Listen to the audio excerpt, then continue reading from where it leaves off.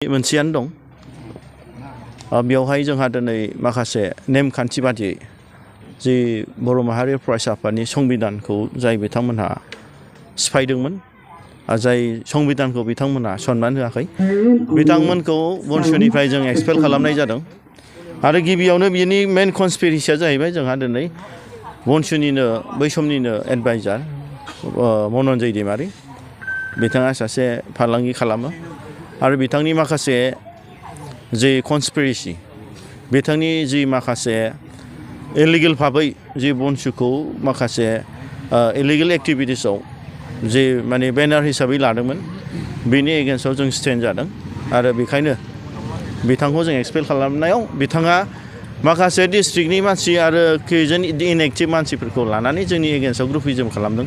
आरो बेयो मालाबाबो फेक्टर नङा जोंनि थाखाय बे बनसुखौ जोङो दिनै जों फाउन्डार हिसाबै जोंनो दिनै लिड खालामदों आरो बेवहाय दिनै बे बिथाङा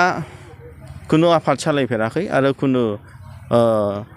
संगठन सालायफेराखै आरो बिथांमोनहा खुनु संगठननि नलेज गैया बिथाङा सासे सामान्य बिजनेसमेन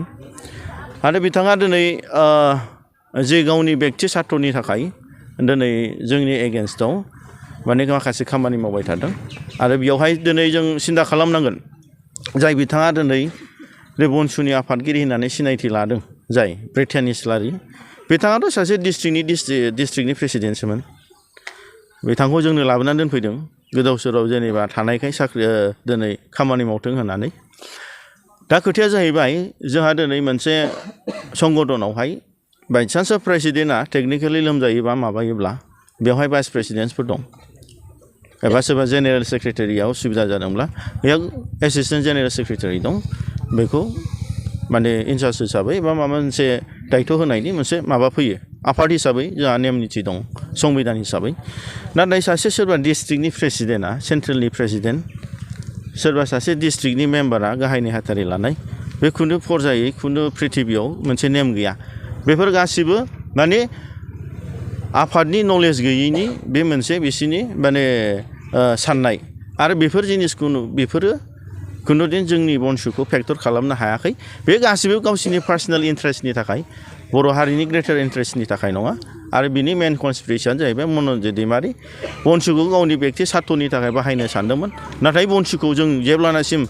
बनजित मन्जिल बसुमतारिया थागोन बनसुआव खुनु फरजायै सोरबा बेक्ति सार्थनि थाखाय बनसुखौ बाहायनो हाया मानो होनब्ला जोङो दिनै बनसुआ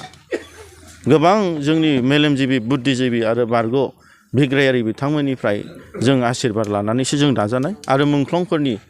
आशीर्बाद लानानै बिथांमोनखौ मान बावनानैसो जों जाथिनि थाखाय मावनो जों ओंखारनाय आरो बेयावहाय जोङो बर' हारिनि थामोनथा रैखाथिनि थाखायसो जों मावनो ओंखारदों आरो बेयावहाय जोंनि आद्रा थानाय मुंख्लंफोरनि आद्रा थानाय जे सिमां आरो बर'फोरनि देरसिन सिमां आलादा सेपारेट स्टेट बड'लेण्ड रायजो सोरजिनि थाखायसो जों ओंखारदों बेवहाय खुनु फर्सआ सोरबा बेक्ति सार्थनि थाखाय दिनै मनन्जय दैमारिमोन बादिया बाहायनो सानदोंब्ला बे मिशना मालाबाबो साक्सेसफुल जानाय नङा आरो बनसुआ गोख्रों भाबै बिनि एगेन्स्टआव जोङो स्टेन्ड जागोन आरो बिथांमोननि एगेन्स्टआव जों एक्सन लागोन गोजोन्थों